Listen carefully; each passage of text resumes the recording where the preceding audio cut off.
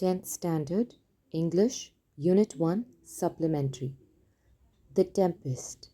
An extract from Charles Lamb's tale from Shakespeare. There was an island in the sea, the only inhabitants of which were an old man named Prospero and his daughter Miranda, a very beautiful young lady. She came to this island so young that she had no memory of having seen any other human face than her father's. They lived in a cave made out of a rock. It was divided into several apartments, one of which Prospero called his study. There he kept his books, which chiefly treated of magic. By virtue of his art, he had released many good spirits from a witch called Sycorax, who had them imprisoned in the bodies of large trees. These gentle spirits were ever after obedient to the will of Prospero. Of these, Ariel was the chief. Ariel took rather too much pleasure in tormenting an ugly monster called Caliban, because he was the son of his old enemy Sycorax.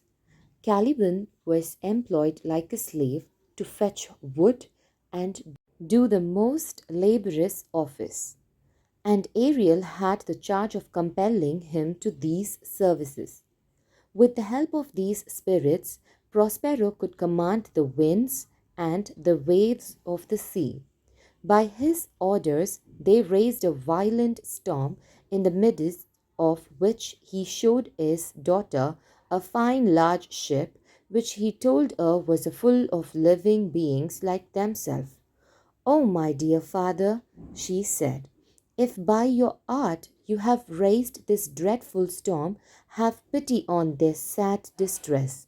See, the vessel will be dashed to pieces. Poor souls, they will all perish." "Be not so amazed, daughter Miranda," said Prospero. "There is no harm done. I have so ordered it that no person in the ship shall receive any hurt. What I have done has been in care of you, my dear child. You are ignorant. Can you remember a time before you came to this cell? I think you cannot, for you were not then 3 years of age. 12 years ago, Miranda," continued Prospero, "I was a Duke of Milan, and you were a princess, and my only heir. I had a younger brother whose name was Antonio, to whom I trusted everything. My brother Antonio, being thus in possession of my power, began to think himself the Duke indeed. The opportunity I gave him of making himself popular among my subjects awakened in his bad nature a proud ambition to deprive me of my dukedom. This he soon effected with the aid of the King of Naples, a powerful prince who was my enemy." "Wherefore," said Miranda, "did they not that hard destroy us?"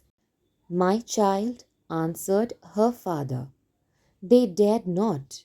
So dear was the love that my people bore me. Antonio carried us on board a ship, and when we were some leagues out at sea, he forced us into a small boat without either tackle, sail, or mast. There he left us, as he thought, to perish. But a kind lord of my court, one Gonzalo, who loved me, had privately placed in the boat water, provisions, apparel, and some books which I prize above my dukedom." "Oh, my father," said Miranda, "what a trouble must I have been to you then!" "No, my love," said Prospero, "you were a little angel that did preserve me. Your innocent smiles made me bear up against my misfortunes. Our food lasted till we landed on this desert island. Since then, my chief delight has been in teaching you, Miranda, and, well, have you profited by my instruction?" Heaven thank you, my dear father, said Miranda. Now tell me, sir, your reason for raising this sea storm. Know then, said her father, that by means of this storm my enemies, the King of Naples and my cruel brother, are cast ashore upon this island.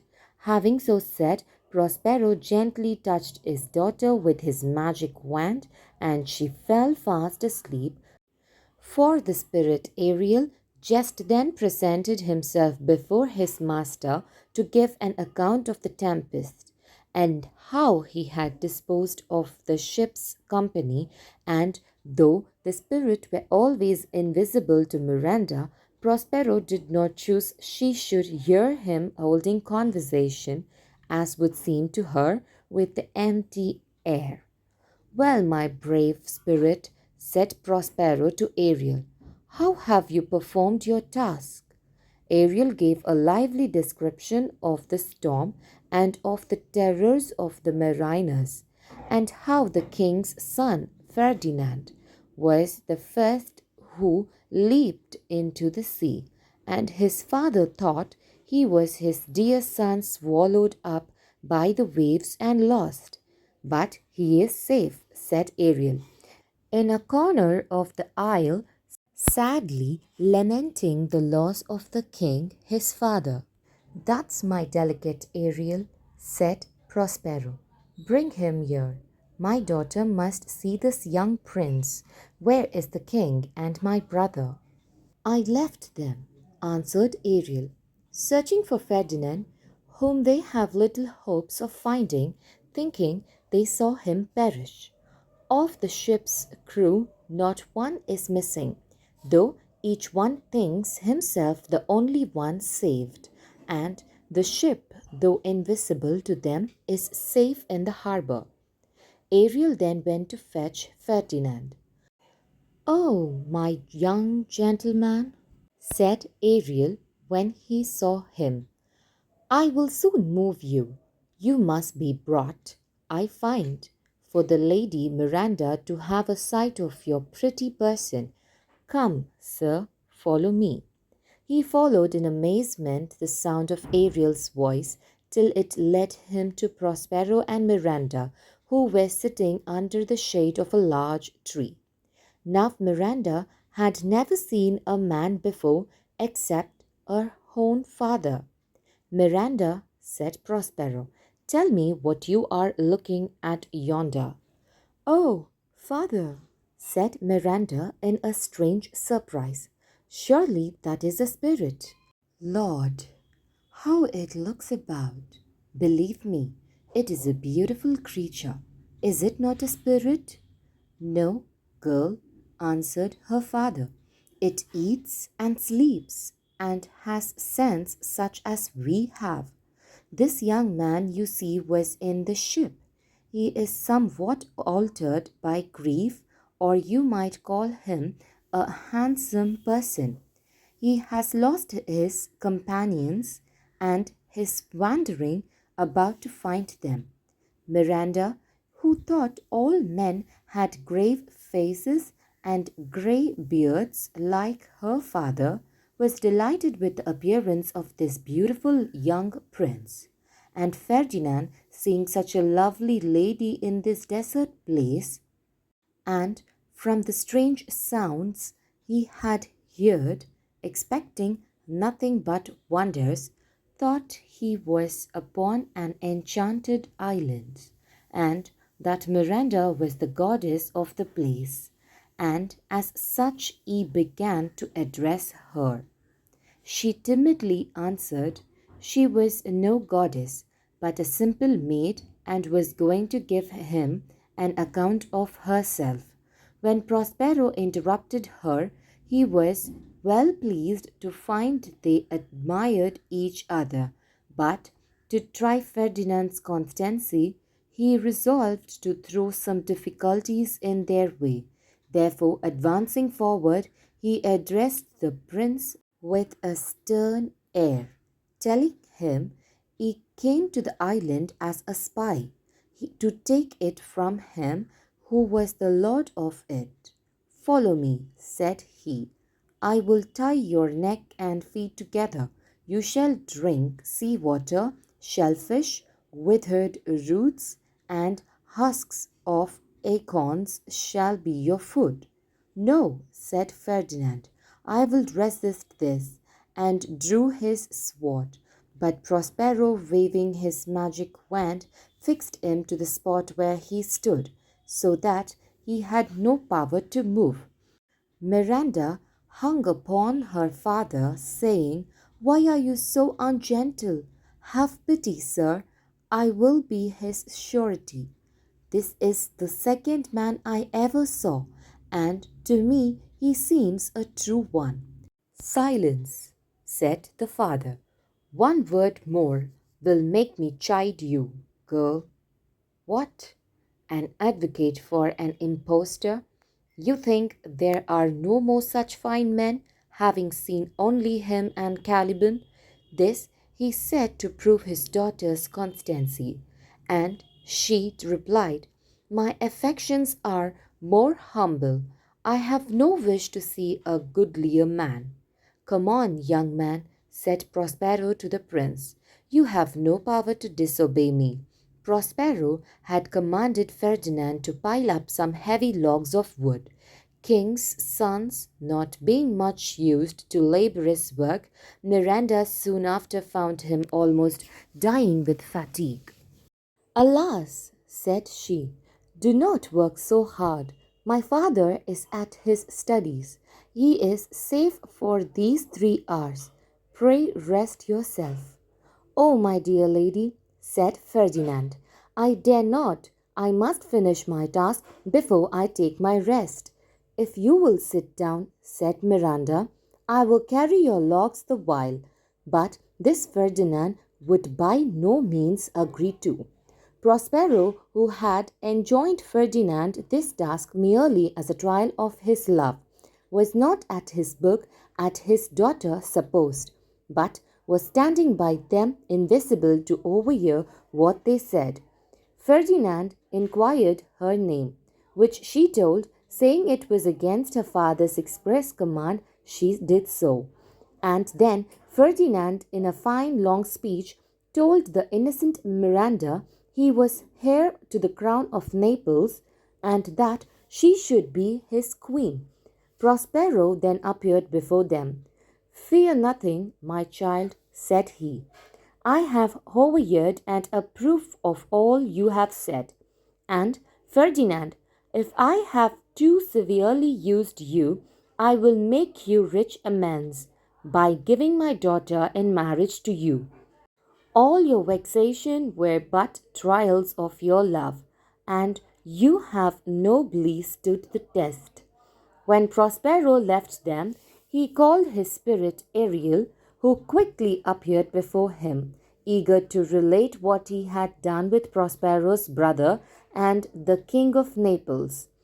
Ariel said he had left them almost out of their senses with fear at the strange things he had caused them to see and hear. When fatigued with wandering about and famished for want of food, he had suddenly set before them a delicious banquet, and then, just as they were going to eat, he appeared visible before them in shape of a harpy, a voracious monster with wings, and the feast vanished away. Then, to their utter amazement, this seeming harpy spoke to them, reminding them of their cruelty in driving Prospero from their dukedom and leaving him and his infant daughter to perish in the sea, saying that for this cause these terrors were suffered to afflict them. The King of Naples and Antonio, the false brother, repented the injustice they had done to Prospero. "Then bring them here, Ariel," said Prospero. Ariel soon returned with the king, Antonio, and the old Gonzalo. This Gonzalo was the same who had so kindly provided Prospero formerly with books and provisions when his wicked brother left him, as he thought, to perish in an open boat in the sea. Grief and terror had so stupefied their senses that they did not know Prospero. He first discovered himself to the good old Gonzalo, calling him the preserver of his life. And then his brother and the king knew that he was the injured Prospero. Antonio, with tears and sad words of sorrow and true repentance, implored his brother's forgiveness, and Prospero forgave them.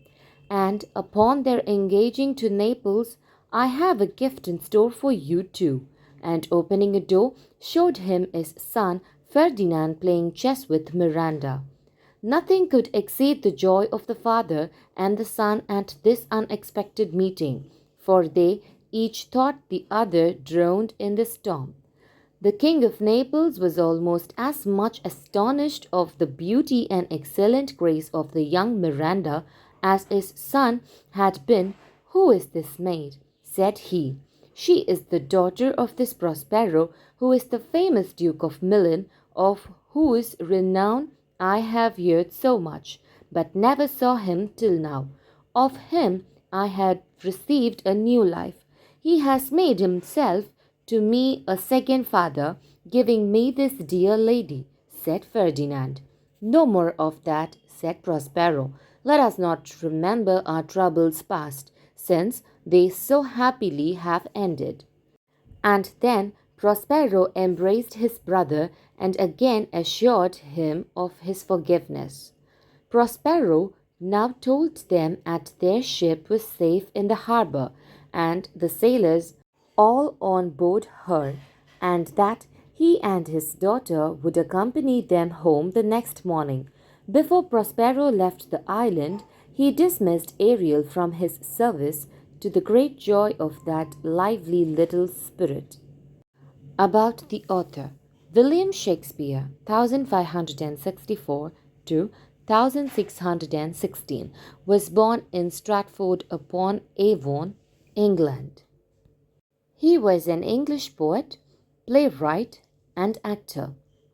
He is widely regarded as both the greatest writer in the English language and the world's preeminent dramatist. His surviving body of work includes 37 plays, 154 sonnets, and two narrative poems, the majority of which he penned between 1589 and 1613. Glossary. Tormenting.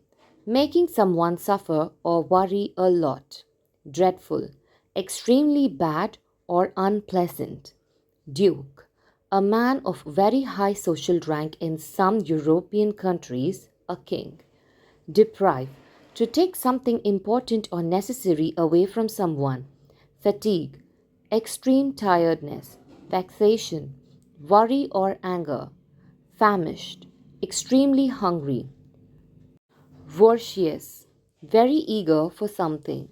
Repent. To be very sorry for something bad you have done.